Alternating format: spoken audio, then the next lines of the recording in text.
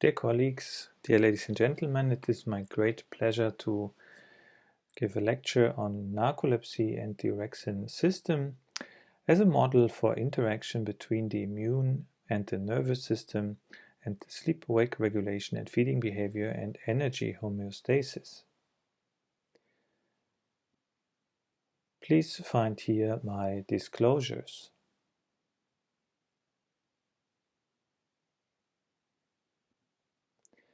Narcolepsy is a rare neurological disorder approximately affecting 1 out of 3,000 persons. Female and male are usually equally affected. First symptoms usually start in adolescence or in young adulthood. Narcolepsy can present with a large number of symptoms. Usually, key symptoms are excessive daytime sleepiness, also including sleep attacks, automatic behavior, and sometimes hypersomnia, but also other symptoms such as concentration and memory deficits, fatigue. A very specific symptom is cataplexy, which means the emotionally triggered loss of muscle tone. And we also see hallucinations, sleep paralysis, and others.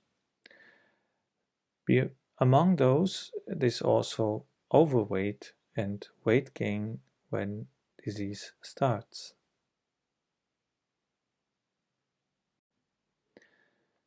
When coming to the etiology and pathophysiology of narcolepsy, there's a long story of a potential immune-mediated mechanism. In 1984, colleagues from Japan identified the association between HLA and narcolepsy. Following several additional studies, it became clear that there's a strong association between the haplotype HLA-DQB10602 and narcolepsy with cataplexy. This is one of the strongest associations found in human medicine. Almost 25 years ago, then, the orexin system has been identified. It became clear that in narcolepsy there's a loss of hypocretin neurons found. This loss of hypocretin or orexin then was also identified in human narcolepsy patients as measured in the CSF.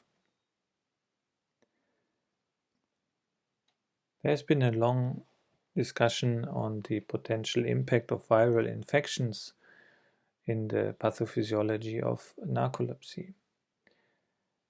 In the last years, it seemed to be more clear that the potential infection with H1N1 may have a certain impact, as data shown from China and also with the H1N1 vaccination, with additional many new cases after these vaccinations, in particular in Europe.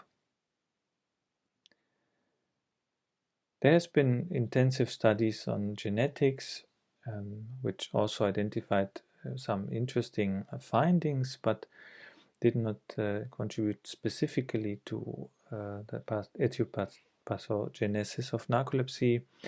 And there has been a huge search for potential autoantibodies, which overall was negative.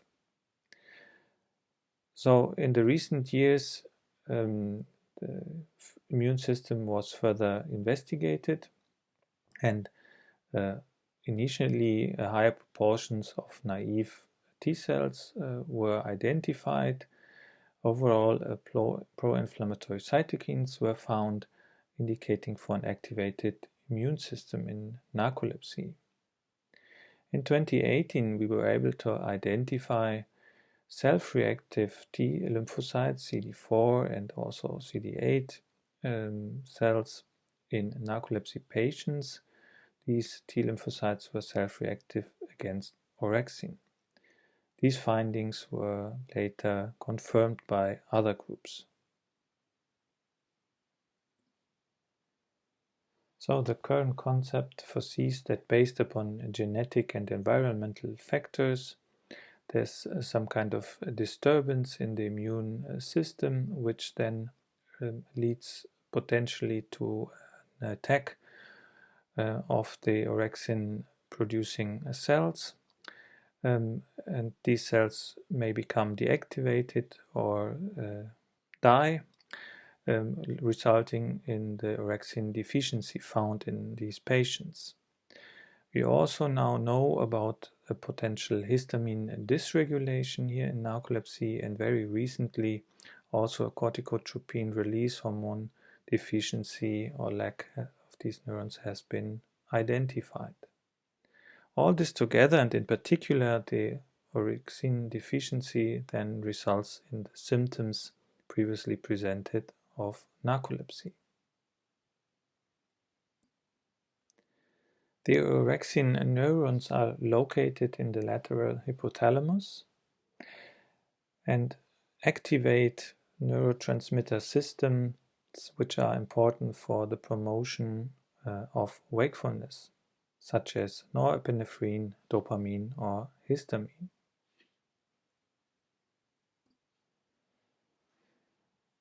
In different species, this lack of orexin results in different aspects. Here, first in mice, you can see that there's a huge, larger amount of sleep fragmentation, change of sleep stages from REM to deep sleep or to wakefulness. And similarly, it is found that if you activate via an optogenetic method the orexin neurons in the brain of this rat, as it can be seen here now, the animal changes the sleep stage from REM sleep to then wakefulness. So activation of orexin neurons results in wakefulness. Again, here this is found in humans in the same way. You see the fragmentation of nocturnal sleep, whereas during the day there are often sudden sleep attacks or episodes of sleep, including REM sleep. Besides of the already mentioned projections to the neurotransmitter systems, we also see an impact of the orexin system with the endocrine system or also the autonomic nervous system, blood pressure, for example. And we also see the impact of peripheral metabolic indicators on orexin. And we know, as you can see here indicated in B, that glucoses, when applying glucoses, you see a deactivation of the neuronal activity here, whereas amino acids, as indicated in figure A, results in an activation of orexin neurons. And in D you can see that these cells activated by amino acids can be deactivated, inhibited by glucoses. So what are additional functions of orexin? It is the feeding behavior, and in the field of energy, homeostasis. We know that central orexin application directly into the brain increases food intake in animals. In contrast, an orexin blockade, receptor blockade, results in less food intake, also as indicated here in the figure. Besides of this, you can also find a reduced motor activity in orexin deficient mice, as indicated in the other figure with the red bars.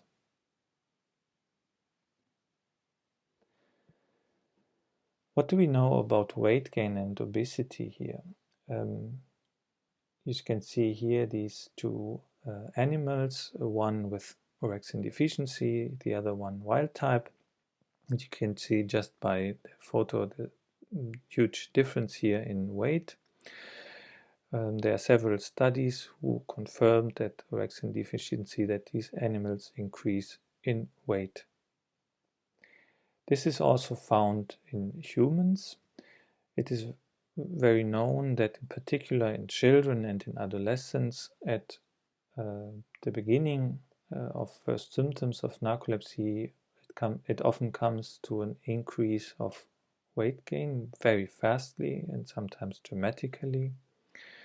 And we see that a huge amount of patients have a higher BMI and describe obesity. We also know that many patients described an increased glucose and fat intake, sometimes also in a somehow craving way, and patients also often describe nocturnal eating or when being awake at night looking for some kind of food. So what do we know from the therapeutic side? Very recently there are different types of orexin receptor agonists under study, and there are some very limited publications already on the impact on sleepiness, as you can see here by one of the orexin receptor agonists, indicating a very prominent impact on the MWT, so to indicate the availability to stay awake, and also on the Epworth Sleepiness Scale, a large improvement here in this patient group. There are no information available from these studies on the impact of feeding behavior or food intake. Overall, what does a particular diet, keto diet, may impact on a patients?